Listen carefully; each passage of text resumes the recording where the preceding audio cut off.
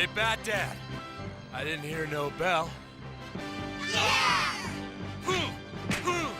I'm the best around! Nothing but a hammer deer! The best around!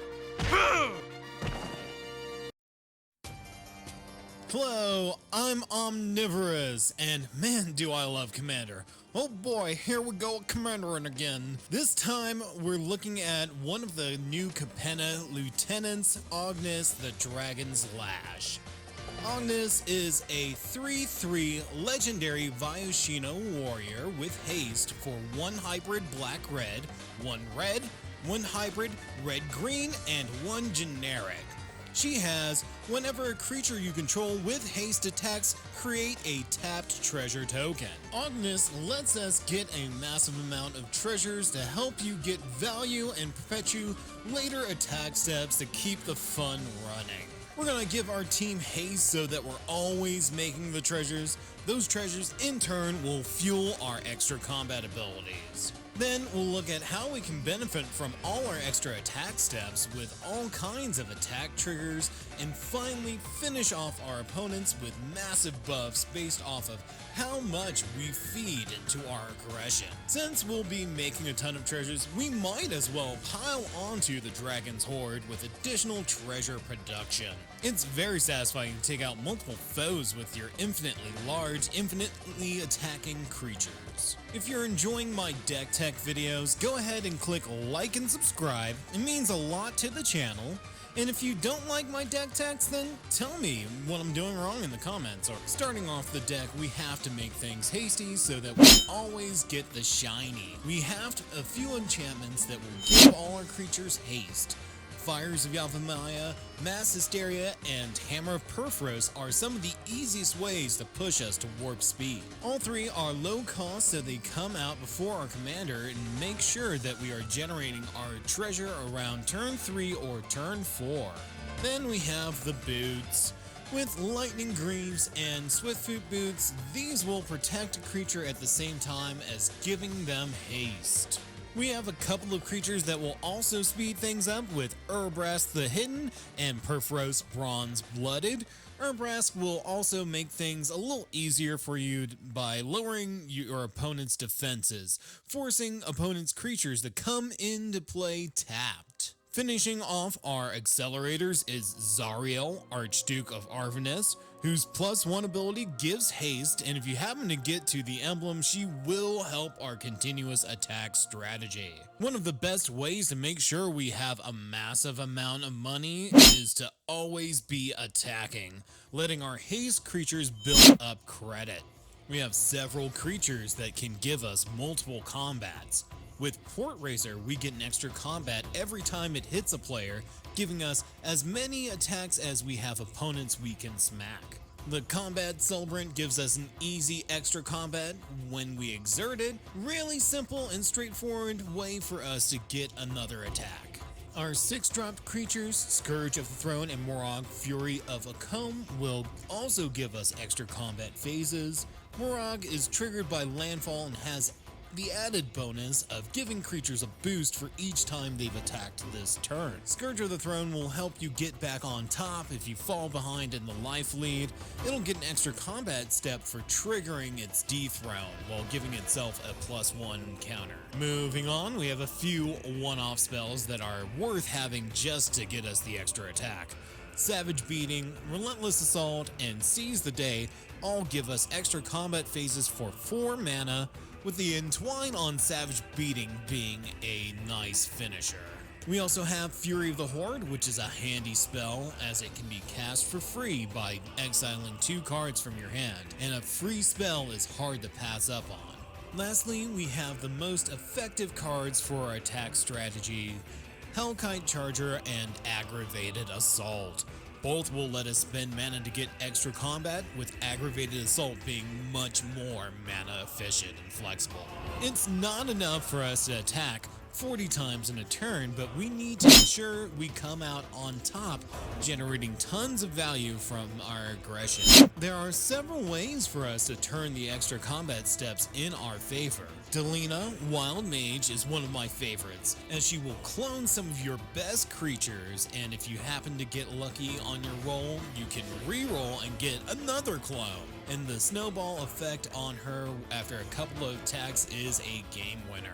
We can get guards directly off the top of our deck with Atali Primal Storm and Vevictus Asmati the Dire. Atali can cast anything from anyone's deck, where Vevictus will take out opponents' permanents while you sacrifice expendable treasures.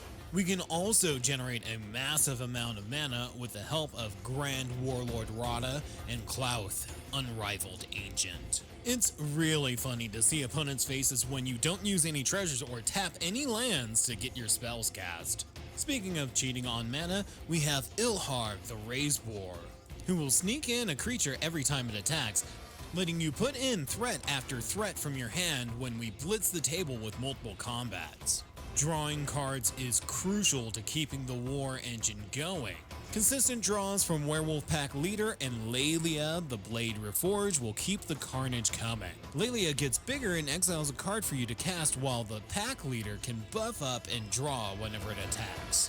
Then we get to one of our best options, Elder Gargaroth. This amazing threat is a 6/6 with Vigilance, Reach, and Trample that gets to draw, create a 3/3, or gain you 3 life whenever it attacks or blocks. Unquenchable Fury will strike your foes down with furious anger, punishing them for the number of cards they have in their hand. Moving on, we have Wolfgar of Icewind Dale and Helm of the Host.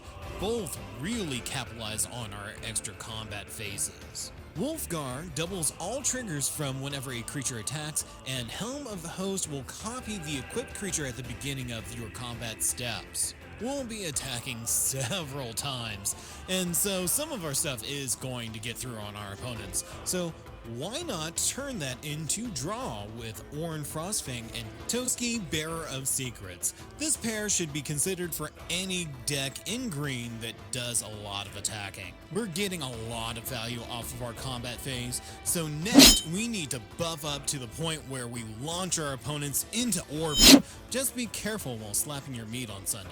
Goreclaw, Terror of Kalsisma, will give you a discount on high-powered creatures, at the same time will buff and give trample to those big bads whenever she attacks. The party gets going with Pathbreaker Ibex, Xenagos, God of Revels, and Halana and Elana partners. The Ibex pumps up the entire team, whereas Xenagos and the partners will pick a specific creature to buff. So a trick with these three is to let Xenagos resolve first, then resolve the partners, and then finally resolve the Ibex trigger. Why do it this way? Well, Xenagod can increase the power of the partners, then the partners drop even more counters on their target, finishing off with the Ibex, buffing the team according to the strongest creature you have. That most likely will be the one that just got the buff from the partners. Repeat this process each combat phase, and oh man, things will snowball really quickly. Then we got some enchantment fun with Gratuitous Violence and Unnatural Growth. Straightforward, Gratuitous Violence is a way to ensure our creatures always come out on top in combat. And Unnatural Growth will double the power and toughness of each creature you control at the beginning of each combat.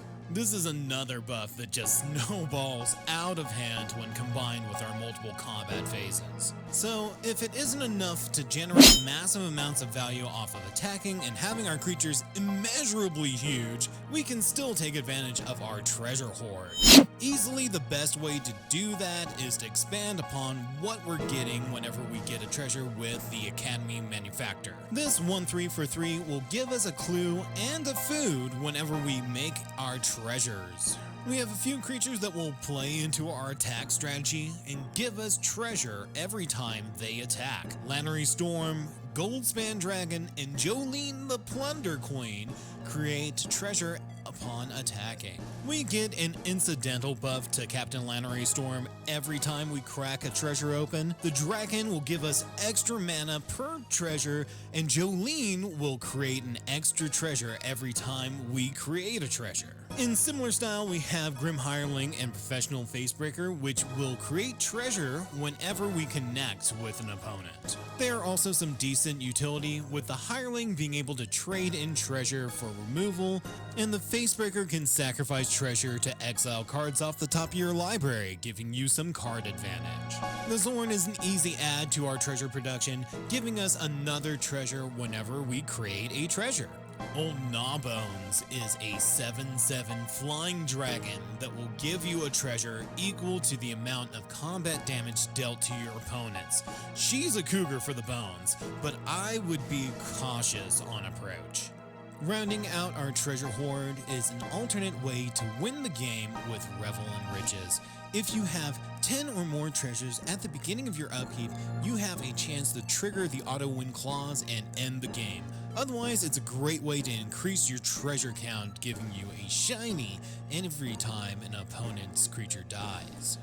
Wrapping up the deck as usual is rampant utility that every commander deck needs to function. Arcane Signet and Soul Ring. Honestly, the only reason these guys are getting a mention in the video is because I try to cover every non-land card the deck has. Next, Ignoble Hierarch will give us all 3 colors for 1 green invested, with the added bonus of having the Exalted. It only kicks in now and then, but still worth. Sword of the Animist will get a land from your deck every time you attack, which could mean a ton of ramp. We also have Cultivate, a commander classic, grabbing us 2 lands. Yay. Since we're in green, we can turn to the 2 mana spells. Farseek, 3 visits, and Nature's Lore. Not only are they cheap, but they can get non-basic lands. A decent addition to our removal options is Chatterfang, Squirrel General. This vicious rodent will make squirrels every time you get your treasures, and in turn cash them in for his ability to give something +X, -X, with the side effect that you may end up with infinite squirrels. Vandal Blast will take care of a pesky artifact, or all of them. Assassin's Trophy and Beast Within work as good universal removal, taking out any threats that might be blocking your path. Deadly Rollick is the best kind of card, a free one, most of the time. For Born Wives, we have Chandra's Ignition and Blasphemous Act. Both are amazing, but the Ignition stands out as it can finish off our opponents when our creatures are big enough. We also have a couple of lands worth mentioning. Kazul's Fury is a tapped red land that can also be cast as Fling, handy if you happen to have a massive creature to throw at your opponent. The Seiju Who Endures will pop up in many decks as it is an easy add for additional removal. Being in green and black, we can also use both Yathimaya, Cradle of Growth, and Urberg, Tomb of Yawgmoth, to help us fix our mana base. And finally, we have the latest Tricycle land that can be grabbed by a fetch or cycled away when not needed. So I'm shocked that this deck is a bit pricey in paper, though we do have some budget options that will lower the cost for us. Starting off, we switch out our Combat Celebrant for Reckless Fireweaver as we try to optimize our attacks. Elder Gargaroth comes out for Mr. Orfeo, who can become a giant boy. Aggravated Assault is nearly $45, so it will have to go in favor of Fervor. Goldspan Dragon is cut for Uvenvald Oddity. Helm of the Host comes out for Hellrider, giving us more damage on attack.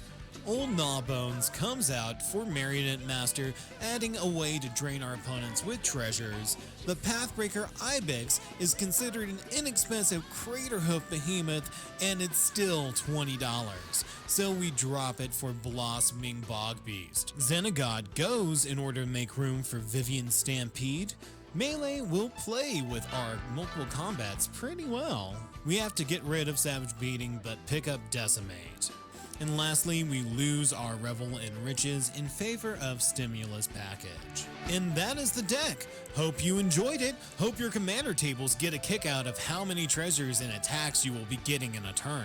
If you like the deck or had other ideas for commanders, let me know in the comments or reach out to my Twitter. I also have a Twitch where I play RPGs, usually the underrated titles. Come have fun with me as I make goofy voices while reading the text of classic JRPGs. Keep it here at the all-consuming nerddom for more Magic the Gathering Commander and other nerdy content. Stay hungry, people, and thanks for watching!